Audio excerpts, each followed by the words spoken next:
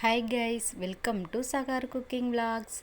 புதுசாக நம்ம சேனலை பார்க்குறீங்க, நம்ம சேனலை சப்ஸ்கிரைப் பண்ணிக்கோங்க. கூடவே பெல் ஐக்கனை கிளிக் பண்ணிக்கோங்க. அப்போ தான் நான் போடுற வீடியோ நோட்டிஃபிகேஷனாக உங்களுக்கு வரும். ஓகே கைஸ், ரொம்ப நாள் கழித்து வீடியோ போடுறேன். கத்திரிக்காய் காரக்குழம்பு எப்படி செய்யுதுன்னு பார்க்கலாம். தொடர்ந்து சப்போர்ட் பண்ணுங்கள். ஓகே கைஸ், குழம்புக்கு தேவையான மசாலா ரெடி பண்ணிக்கலாம். எண்ணெய் ஊற்றி ஒரு 10-15 சின்ன வெங்காயம் போட்டு நல்லா ஃப்ரை பண்ணிக்கலாம். ஒரே ஒரு வரமிளகாய் சேர்த்துருக்கேன். ஒரு தக்காளி, 2 தக்காளி நடுவில் இருக்கிறத மட்டும் கட் பண்ணிவிட்டு கீறி சேர்த்துருக்கேன்.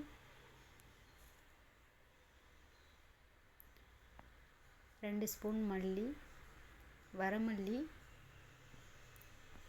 1 ஸ்பூன் பச்சைக்கடலைப்பருப்பு, 2 ஸ்பூன் சீரகம், குட்டி ஸ்பூனில் தான் சேர்த்துருக்கேன். மஞ்சத்தூள், அப்புறமா சாம்பார் தூள் கொஞ்சம் ஆட் பண்ணியிருக்கேன்.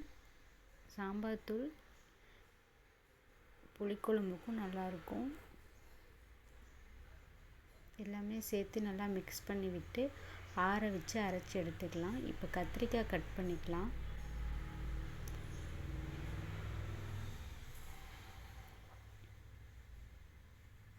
அந்த சேனல் கொடுத்த மாதிரி இந்த சேனலுக்கு தொடர்ந்து சப்போர்ட் கொடுங்க. கொஞ்ச நாளாக வீடியோ போடலை, லாங் டைம் ஆயிடுச்சு. இனிமேல் ரெகுலராக வீடியோ வரும்.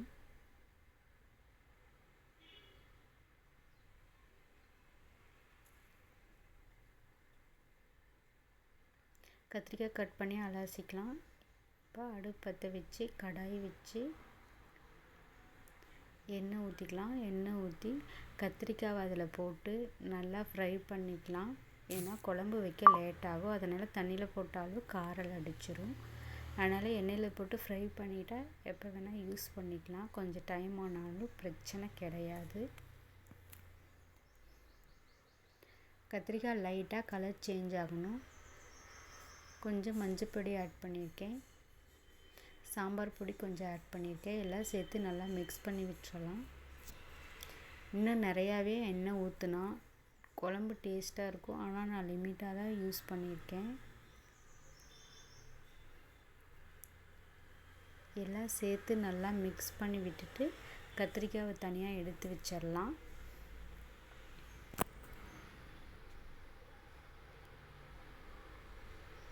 நம்ம சேனலை சப்ஸ்கிரைப் பண்ணாதீங்களா, சப்ஸ்கிரைப் பண்ணிக்கோங்க. கூடவே பெல் ஐக்கனை கிளிக் பண்ணிக்கோங்க. மறக்காமல் சப்ஸ்கிரைப் பண்ணிவிட்டு பாருங்கள். நிறையா பேர் பார்க்குறீங்க, ஆனால் சப்ஸ்கிரைப் பண்ணாமல் பார்க்குறீங்க. கத்திரிக்காய் வேறு பிளேட்டில் எடுத்து வச்சுட்டு எண்ணெய் ஊற்றி கடுகு போட்டு கொஞ்சமாக வெந்தயம் சேர்த்துருக்கேன். 4-5 சின்ன வெங்காயம், பூண்டு, ஒரு வரமிளகாய், கருவேப்பிலை இதெல்லாமே சேர்த்துருக்கேன். எல்லாம் கட் பண்ணி சேர்த்துருக்கேன். ஒரே ஒரு தக்காளி நல்லா கட் பண்ணி சேர்த்துருக்கேன். எல்லாமே சேர்த்து நல்லா மிக்ஸ் பண்ணி விட்டுறலாம். தேவையான அளவு உப்பு ஆட் பண்ணியிருக்கேன். இப்போ நம்ம வதக்கி வச்சுருந்த கத்திரிக்காவை எடுத்து சேர்த்திக்கலாம்.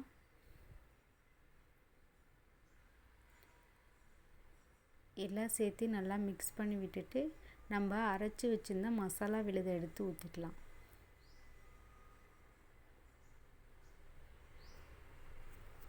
தேவையான அளவு தண்ணி ஆட் பண்ணிக்கலாம். கிரேவி மாதிரி வச்சாலும் நல்லாயிருக்கும், தண்ணியாட்ட வச்சாலும் நல்லாயிருக்கும். உங்களுக்கு எந்த டைப் பிடிக்குமோ அது மாதிரி வச்சுக்கோங்க.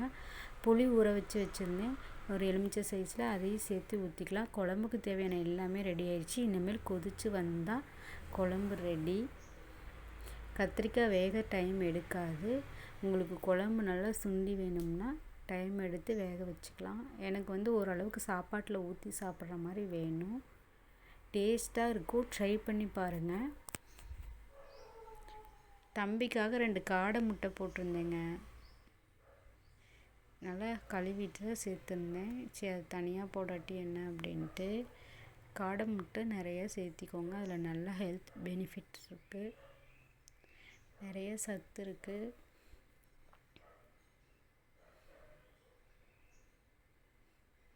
கொதி வந்ததுக்கப்புறம் டேஸ்ட்டு பார்த்துட்டு கொத்தமல்லி தழை போட்டு இறக்கிடலாம். ஓகே கைஸ், நெக்ஸ்ட் வீடியோவில் பார்க்கலாம். நம்ம சேனலை சப்ஸ்கிரைப் பண்ணாதீங்க, சப்ஸ்கிரைப் பண்ணிக்கோங்க. பாய்.